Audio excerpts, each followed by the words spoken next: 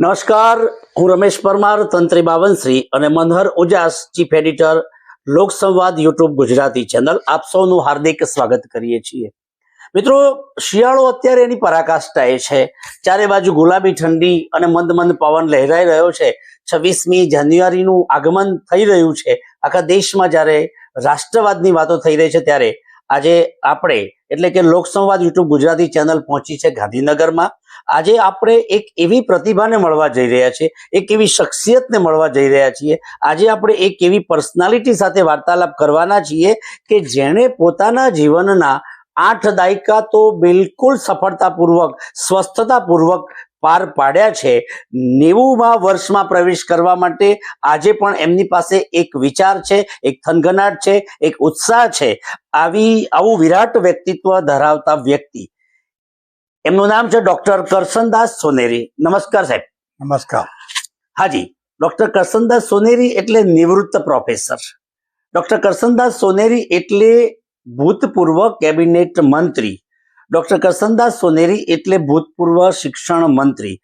અને ડોક્ટર કરસનદાસ સોનેરી એટલે ગાંધીનગરમાં વણકર ભવન બને અને દલિત જાતિના બધા જ જાતિના લોકો ત્યાં આરામથી આવી શકે, ભણી શકે, રહી શકે અને પોતાનું જીવન ઉન્નતિના માર્ગે લઈ જઈ શકે એ માટે એક ભવન બને, એ માટે ખૂબ જ પ્રયત્નશીલ એવા ડોક્ટર કરસનદાસ સોનેરી સાહેબ આપણી વચ્ચે ઉપસ્થિત છે. સાહેબ, આજે આપની સાથે આ વાર્તાલાપ કરવાનું એક પ્રયોજન છે 26મી જાન્યુઆરીનો સંદર્ભ. આપનો જન્મ થયો સાહેબ ધનસુરામાં, ત્યાં ભણ્યા, ત્યાંથી આપ નડિયાદ ગયા.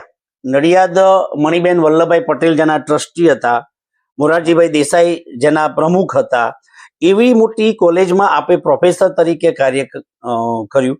ત્યાંથી આપ ઈડર ગયા અને ઈડરમાં પણ એક પ્રોફેસર તરીકે ખૂબ સફળ કારકિર્દી તમારી રહી છે અને ત્યાંથી તમે મિનિસ્ટર બન્યા. તો આટલી લાંબી જે શૈક્ષણિક યાત્રા છે, રાજકીય યાત્રા છે, તો આટલા અનુભવ પછી તમારે માનો કે કંઈક કહેવું હોય આ યાત્રા વિશે, તો શું કહેશો સાહેબ? હું એમ જ કહીશ કે જ્યારે હું નાનો હતો ત્યારે મારી ઉપર મહાત્મા ગાંધીની એક છાપ હતી. જી સર. અને ત્યારબાદ ગુજરાતમાં જે ગાંધીવાદીઓ હતા એમાં ખાસ કરીને બાબુભાઈ જસભાઈ પટેલ, એક વખતના મુંબઈ રાજના મંત્રીશ્રી અને ગુજરાતના મુખ્યમંત્રી બનેલા મોરારજીભાઈ દેસાઈ, એ પણ આ એક દેશનું ઉદાહરણ ગાંધીવાદીનું પૂરું પાડી શકે એવી મહાન વ્યક્તિ. સાથે સાથે પુરુષોત્તમ જેઠાભાઈ સોલંકી, એ મુંબઈ રાજના ધારાસભ્ય, વાલ્મીકી સમાજના, આ બધાના સંપર્કમાં હું આવ્યો અને જેના કારણે મને એમ થયું કે કંઈક આ દિશામાં કામ કરવું જોઈએ. મને અતિ ઉત્સાહ તો એ થયો કે જ્યારે હું પ્રાથમિક શાળામાં ભણતો હતો ત્યારે મારી સ્થિતિ બહુ નબળી હતી. ખેતરમાં કામ કરતો, રાતના ભણતો અને એ ભણીને પણ જ્યારે 7મા ધોરણમાં વર્નાક્યુલર ફાઇનલની પરીક્ષા આપી ત્યારે મોડાસા ધનસુરા સેન્ટરમાં હું પ્રથમ નંબરે આવ્યો. ત્યારે મારી શક્તિનો મને અહેસાસ થયો. એટલે એ અહેસાસ થયા પછી આપના મનમાં એવો કોઈ વિચાર આવ્યો કે મારે પ્રોફેસર બનવું છે? હા, અને એ અહેસાસ થયા પછી કેટલાક લોકોને મેં જોયા જે પ્રોફેસરો હતા, શિક્ષકો હતા, એ રાજકારણમાં આગેવાન બનેલા. એટલે મને પણ એમ થયું કે મારે પણ પ્રોફેસર થવું છે. પ્રોફેસર થવું એટલું જ નહીં, પણ આગળ વધીને મારે કંઈક રાજકારણમાં પણ મારો પોતાનો ફાળો આપવો છે અથવા તો મારું પોતાનું જીવન વિતાવવું છે, એવો ખ્યાલ આવેલો. શિક્ષણ એ તમારી જે આખી કારકિર્દી છે, તમારી જે આખી જીવન યાત્રા છે, એનો આધાર શિક્ષણ છે એવું સાહેબ ચોક્કસ કહી શકીએ ને? હા, શિક્ષણ એ પાયો છે. શિક્ષણ ના હોત તો આગળ ના વધી શકે. અને શિક્ષણમાં પણ કોલેજનું શિક્ષણ લીધા પછી કોલેજમાં જે પહેલો GS મોડાસા કોલેજમાં બન્યો ત્યારે મને ખ્યાલ આવ્યો કે મારામાં ઘણી મોટી શક્તિ છે અને મારે આગળ વધવું જોઈએ. સરસ. અને આપણે હમણાં વાત કરીએ એમ 88 વર્ષ એટલે કેટલી સફળ જિંદગી છે સાહેબ આપની, એક યશસ્વી કારકિર્દી છે. છેક બાળપણથી માંડીને આ 88મા વર્ષ સુધી તમને ક્યારેક તો એવું થયું હશે કે આ મારા જીવનની સૌથી શ્રેષ્ઠ, આ મારા જીવનની સૌથી સુખદ પળ છે, આ પળ ન આવી હોત, આ ક્ષણો ન આવી હોત તો કદાચ મારું જીવન અધૂરું ગણાત. એવો કોઈ અનુભવ સાહેબ તમારા જીવનનો? આ અનુભવમાં જોવા જઈએ તો એક સામાન્ય સ્થિતિનો હું અધ્યાપક, મારી પાસે કોઈ સગવડ નથી, પરંતુ મોરારજીભાઈ દેસાઈએ બોલાવીને મને કીધું કે તમારે ઈડનની ચૂંટણી લડવાની છે. મારી પાસે પૈસા નહોતા. ત્યારે મોરારજીભાઈને મેં પૂછ્યું કે બાપુજી, હું એમને બાપુજી કહેતો હતો, બિલકુલ સાહેબ, બિલકુલ. મારા સંબંધો બાપ બેટાના હતા. ત્યારે મેં એમને કીધું કે મારી પાસે પૈસો નથી, હું ચૂંટણી કેવી રીતે લડું? ત્યારે મોરારજીભાઈ એમ કીધું કે ચૂંટણી લડવા માટે 5,000 રૂપિયા જોઈએ, એ વ્યવસ્થા અમે કરી આપીશું. મને આશ્ચર્ય થયું. હું ચૂંટણી લડવા માટે સંમત થયો. મેં શરૂઆત કરી. આભાર માનું છું ઈડરના પ્રજાજનોનો, ઈડરના આગેવાનોનો અને ખાસ કરીને ઈડરના ખેડૂતોનો, કે જેમણે મને પોતાનો એક પુત્ર ગણીને, એમનો એક સેવક ગણીને મને ઉપાડી લીધો અને ઘેરથી મને મદદ કરીને એ ચૂંટણીમાં જીતાડ્યો. મને લાગે છે કે આવા પ્રસંગો ખૂબ ઓછા લોકોને મળતા હોય. એટલે આ તમારા જીવનની સૌથી સુખદ પળ કહી શકાય કે એક સામાન્ય વ્યક્તિ વિધાનસભા સુધી પહોંચી અને એના પછી તો તમે ખૂબ પ્રગતિ કરી છે. એટલે એ તો સારી વાત છે જ. પણ આ પહેલી વાર જયારે તમે ચૂંટણી લડ્યા અને પહેલી વાર જયારે તમે મંચ ઉપર ઉભા હશો અને જયારે પહેલી વાર તમે ભાષણ આપ્યું હશે, ત્યારનો અનુભવ કેવો હતો? ભાષણ તો મારું બહુ પ્રેરક રહેતું હતું. હું અને મોહનસિંહ રાઠવા, હાજી, એ આદિવાસી ધારાસભ્ય, ઓછું ભણેલા, એ બંને લંગોટિયા મિત્રો જેવા હતા. અમે બંને જયારે બોલવા ઉભા થઈએ ત્યારે સોંપો પડી જતો હતો. મને કહેતા આનંદ થાય છે કે એ જમાનામાં જયપ્રકાશના આંદોલન પછી જે વાતાવરણ ગુજરાતમાં પેદા થયું, એમાં પછાત વર્ગનો હું એક આગેવાન હતો. જ્યારે આંદોલનની શરૂઆત થઈ ત્યારે સાબરમતી આશ્રમમાં લોક સેવકોનું એક સંમેલન મળેલું, અને એ વખતે જ્યારે મને બોલવાનું કહેવામાં આવ્યું ત્યારે મેં જે પ્રવચન આપ્યું આશ્રમમાં, જી સર, એનાથી બધા જ પત્રકારો એ બહુ ખુશ થયા. કેટલાક મારી પાસે દોડતા પણ આવ્યા. આપ ધારાસભ્ય બને ત્યારે આપની ઉંમર 32-33 વર્ષ. યુવાન વયે તમે ધારાસભ્ય બન્યા આવ્યો. બીજું સાહેબ, મારે આપની પાસેથી એ જાણવું છે કે આપ નિવૃત્ત છો અને નિવૃત્તિમાં લગભગ બધા લોકો ભગવાન ભગવાન ભગવાન કરતા હોય, પણ મેં તમારી મોઢે ઘણી વખત સાંભળ્યું છે ભવન ભવન ભવન, વણકર ભવન. તો નિવૃત્ત થયા પછી વણકર ભવન બને અને બધા લોકોને અહીંયા શિક્ષણ માટે, રહેવા માટે, યુપીએસસી જીપીએસસી ની પરીક્ષાઓની તૈયારી માટે એક સરસ મજાની જગ્યા મળે, એક સરસ સરનામું મળે, ત્યાં સરળતાથી રહેવા મળે. આવો વિચાર તમને સાહેબ ક્યાંથી આવ્યો? 75માં હું ગાંધીનગરમાં સ્થિર થયો. ગુજરાત કોલેજમાં જ્યારે હું ભણવા ગયો ત્યારે રહેવાની વ્યવસ્થા નથી. ત્યારે પરીક્ષિતલાલ મજમુદારને મેં કીધું કે મારે ભણવું છે પણ રહેવાની સગવડ નથી. ત્યારે એમણે ગુજરાત કોલેજમાં આવીને મને રહેવાની વ્યવસ્થા ઊભી કરી આપી. ત્યારથી મારા મગજમાં એક વાત પડી કે જો રહેઠાણની વ્યવસ્થા મળે, બીજા લોકોનો સહયોગ મળે તો વિદ્યાર્થીઓ ભણી શકે એમ છે.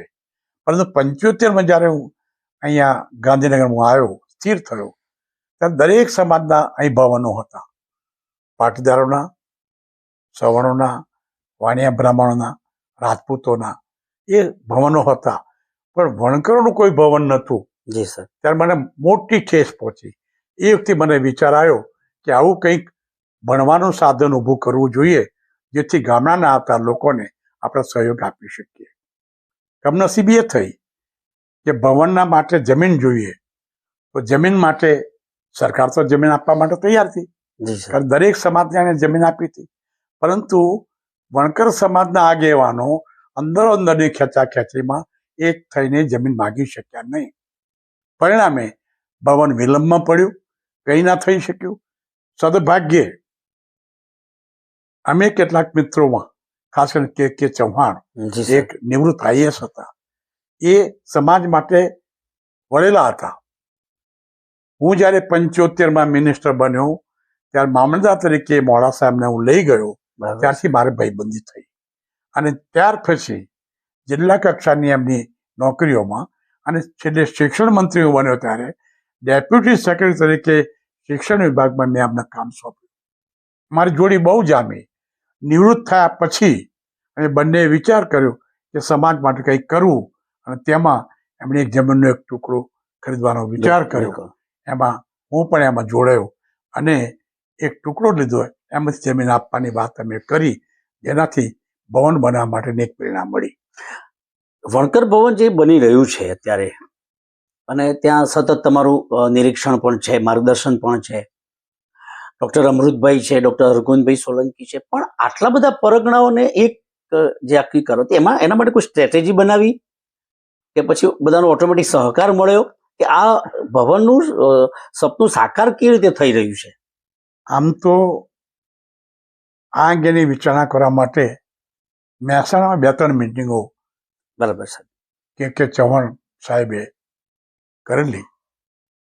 અમૃતભાઈ પરમાર એક થનગનતો યુવાન, બિલકુલ સર, બિલકુલ સર. એણે પણ એમાં સહયોગ આપ્યો અને વારંવાર મિટિંગો કરીને પંચ પરગણા ભેગા કરવા અને એના નિમિત્તે એક સંગઠન ઊભું કરવું જોઈએ, અને એ સંગઠન કરવા માટે નિર્ણય લેવાયો.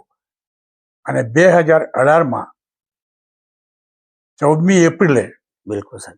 બાબા સાહેબના જન્મદિવસે ટાઉન હોલમાં મારા પ્રમુખ સ્થાને એક સંમેલન બોલાયું, જેમાં 33 થી 34 પરગણા ભેગા થયા અને એમાં એક જ લીટીનો ઠરાવ થયો કે આપણે વણકર એકતા અને જી સર. ગાંધીનગરમાં વણકર ભવન બનાવવું, અને એ નિમિત્તે અમે આગળ વધ્યા. એટલે એ મારે આ પણ સાહેબ આપને પૂછવું હતું કે આટલી લાંબી કારકિર્દી છે, વાંચન પણ તમારો એક શોખ છે, તમે પીએચડી પણ કર્યું છે સાહેબ, તો આમાં બાબા સાહેબની જે આખી આપણા સમગ્ર દેશ ઉપર, સમગ્ર માનવ જાતિ ઉપર, શોષિતો માટે, પીડિતો માટે, વંચિતો માટે એમની એક ભૂમિકા છે, તો તમારા જીવનમાં પણ એમનો પ્રભાવ પડ્યો હોય, તમને એમનો એવો કયો વિચાર હતો કે જે તમને વધારે સ્પર્શી ગયો હોય અને આજે પણ તમને એમ લાગે કે જો બાબા સાહેબનો આ વિચાર આપણે પકડીને ચાલીએ તો એક સામાજિક ક્રાંતિ આવી શકે? આમ તો બાબા સાહેબ માટે કંઈ બોલવું આપણે બહુ ટૂંકા પડીએ. જી સર, બિલકુલ સાહેબ. એક વિભૂતિ હતા એ. જી સર. મને લાગે છે કે આ દુનિયામાં આટલો ભણેલો ગણો શક્તિશાળી પુરુષ, જેની કલ્પના પણ ન કરી શકાય, એનો જોટો પણ ન મળી શકે. બિલકુલ સાહેબ. માત્ર ભારતીયો જ નહીં, પણ વિશ્વના સુપ્રસિદ્ધ જ્ઞાતિઓમાં સર્વશ્રેષ્ઠ એવા પ્રતિભા સંપન્ન માણસોએ પણ બાબા સાહેબની શક્તિઓને પારખી છે. અમને એ વખતે ભણવા મળતું હતું સરદાર વલ્લભભાઈ પટેલ, મહાત્મા ગાંધી અને બાબા સાહેબ આંબેડકર. ત્યારે થતું કે બાબા સાહેબ આંબેડકર પછાત બધે આવે છે. જી સર. આ એક મોટું ચમત્કાર હતું. અને પછી એનું થોડું વાંચન અમને થયું. એ વાંચનમાં મને એક ખ્યાલ આવ્યો કે શિક્ષણ એ સર્વોપરી છે, બિલકુલ સાહેબ. એ જ મોટી શક્તિ છે. અને બાબા સાહેબના પગલે ચાલવાનું મન થયું. પણ મને આનંદ થાય છે કહેતા કે બાબા સાહેબ માટે હું શું કરી શકું. એ વખતમાં એમનામાંથી શિક્ષણ અંગેનો થોડો ખ્યાલ મેળવીને કોલેજમાં ભણતા મેં રાત્રિ વર્ગો ચાલુ કરાયા. જી સર, બિલકુલ સર. અને કન્યાઓને શિક્ષણ મળે એવું મેં આયોજન ગામડાઓમાં કરેલું. પણ એથી વિશેષ જ્યારે હું શિક્ષણ મંત્રી બન્યો અને બાબા સાહેબની શતાબ્દીની ઉજવણી થઈ, ત્યારે ચિમનભાઈ પટેલે જે સમિતિ બનાવી, અને ઉજવણી સમિતિ ગુજરાત સરકારની, બિલકુલ સર. એના ચેરમેન તરીકે મને મૂક્યો. Very good sir. સભ્ય તરીકે બાબુભાઈ જસભાઈ પટેલ, ચેમનભાઈ પટેલ અને શંકરસિંહ બાપુ, નરેન્દ્રભાઈ મોદી એ મારા સભ્યો હતા. જી સર. મને એમ થયું કે આવડી મોટી જગ્યા મને મળી છે તો બાબા સાહેબ માટે શું કરવું જોઈએ. મેં સતત એનું મનોમંથન કર્યું. મારે આભાર માનવો ભાઈ જોઈએ ચિમનભાઈ પટેલનો. તેમણે ફ્રી હેન્ડેડ મને કીધું તમારે જે કરવું એ કરો, પણ આ ઉજવણી બહુ સારી રીતે ઉજવો. અમે એની શરૂઆત કરી. તો હું કહેતા ઘરો અનુભવું છું કે બાબા સાહેબના ઋણમુક્ત થવા માટે સૌથી પહેલા તો ગુજરાતમાં ડૉક્ટર બાબા સાહેબ આંબેડકર ઓપન યુનિવર્સિટીની સ્થાપના મેં કરી. અચ્છા, એ આપના સમયમાં થયેલી હા, છે?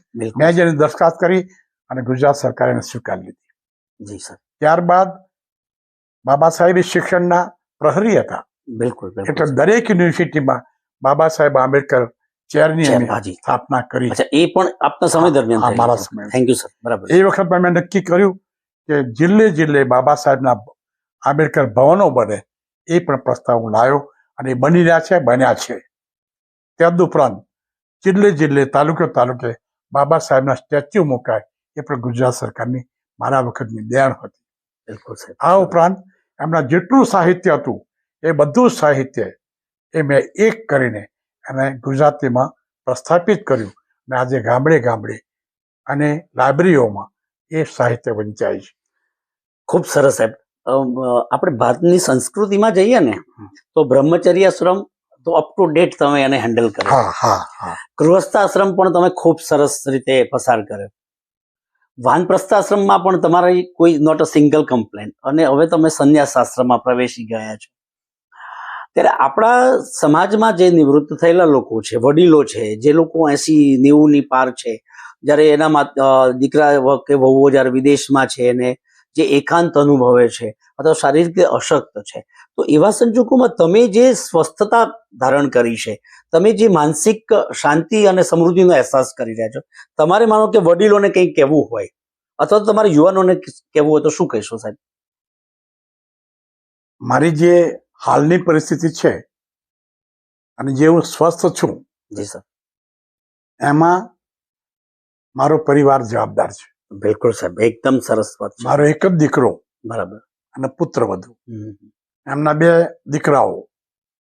મને લાગે છે કે એ લોકોનો સહયોગ ન મળ્યો હોત તો અત્યારે પણ હું સ્વસ્થ રીતે આ સમાજની સેવા કરવા. એટલે સાહેબ એવું કહી શકાય કે દીકરો દીકરાની વહુ આપણી સ્વસ્થતા માટે સૌથી મહત્વના છે. સરસ સાહેબ, બરાબર છે. અને આજે મને કોઈ એષણા નથી. હું ખૂબ સારું જીવ્યો. મોહમાયા થોડા ખૂબ સારું જીવ્યો છું. સરસ, બિલકુલ. કોઈ મોહ નથી. પણ કામ મને જે સોંપ્યું છે મારા મિત્રોએ કે આપણે વણકર ભવન બનાવવું, એની મને થોડીક એષણા છે. બરાબર છે સાહેબ. એટલે ભવન અને બીજી મારા જીવનને પવિત્ર બનાવવા માટે ભજન, એટલે ભજન અને ભવન એ બે મારા અત્યારે મુદ્રા લેખો છે, એ લઈને હું ચાલું છું. હવે નજીકમાં 26મી જાન્યુઆરી આપણો પ્રજાસત્તાક દિવસ છે, એટલે મારે આપની પાસેથી 2 સંદેશા સાંભળવા છે. એક તો સમાજ માટે કે ભાઈ આપણે પ્રજાસત્તાક દિવસને ખરેખર બાબા સાહેબે જે કહેલું કે સામાજિક લોકશાહી, માત્ર આઝાદીનો અર્થ એવો નથી પણ આર્થિક અને સામાજિક લોકશાહી, એક તો એ સંદેશો મારે આપની પાસેથી સાંભળવો છે. બીજું કે અમારી જે લોકસંવાદ યુટ્યુબ ગુજરાતી ચેનલ છે, એ એક પ્રયાસ એવો કરે છે કે જે લોકોએ એક વિશિષ્ટ કામગીરી કરી છે, સામાજિક ઉન્નતિ માટે કામ કર્યું છે, શિક્ષણ માટે કામ કર્યું છે, એવા મહાનુભાવોને મળે છે. તો આપ પણ એક એવા વિરલ વ્યક્તિત્વ ધરાવતા વ્યક્તિ છો, મહાન વ્યક્તિ છો, તો લોકસંવાદ યુટ્યુબ ચેનલ વિશે આપનો એક સંદેશ પણ આપ કહેશો? મને આનંદ એટલા માટે થયો છે કે તમે મિત્રો, જી સર, પછાત વર્ગમાંથી આવ્યા છતાં પણ આટલી સરસ ચેનલ ચલાવો છો. અમને પણ પૂછવા આવે પણ તમે આ સમાજને વળેલા છો, એના વિચારોને લઈને ચાલો છો. એટલું જ નહીં, પણ આ સમાજના જે શિક્ષિત લોકો, નિવૃત્ત લોકો અને મોટી મજલ કાપેલા વૃદ્ધો, એ બધાનો સંદેશો લઈને આ સમાજને તમે કંઈ આપવા માંગો છો. આ જાણે મને ખૂબ આનંદ થયો છે. એક દુઃખ સાથે વાત કરું છું જી સર. કે જે સમાજ ભણીને સુખી બન્યો છે એ સમાજ માટે કંઈ આપવા માટે જોઈએ એટલો તૈયાર થતો નથી. પરિણામે જે વર્ગ ઓછો ભણેલો છે અથવા તો આર્થિક રીતે નબળો છે એને સબળો કરવા માટે આપણા લોકો પ્રયત્ન કરતા નથી.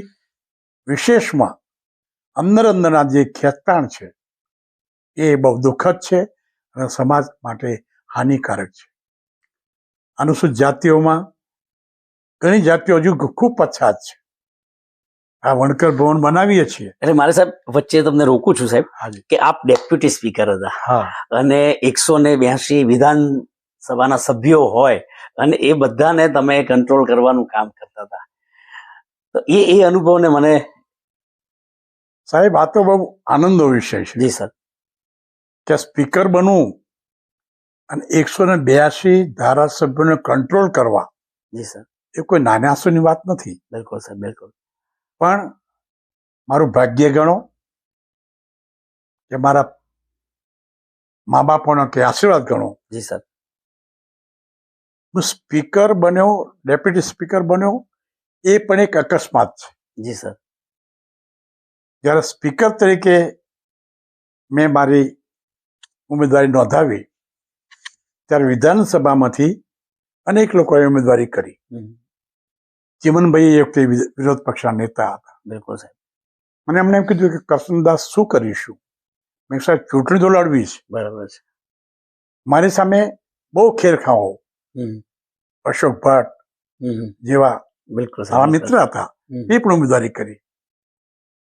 ત્યારે મારે આભાર માનવો જોઈએ માધવસિંહભાઈ સોલંકીનો. એ ભારે બહુમતી ધરાવતા મુખ્યમંત્રી હતા. બિલકુલ સાહેબ. એમને એમ થયું કે કરશનદાસને આપણે મદદ કરવી છે. એમના એક મિત્રને મારી પાસે મોકલ્યા અને કીધું કે તમે ઉમેદવારી કરો, કોંગ્રેસ પાર્ટીના બધા જ ધારાસભ્યો તમને મતદાન કરવાના છે, ચિંતા કરશો નહીં. મેં ઉમેદવારી કરી. ચીમનભાઈએ મને ટેકો આપ્યો અને સર્વસંમત સર્વગ્રાહી વિચાર લઈને હું સર્વપક્ષીય ડેપ્યુટી સ્પીકર બન્યો.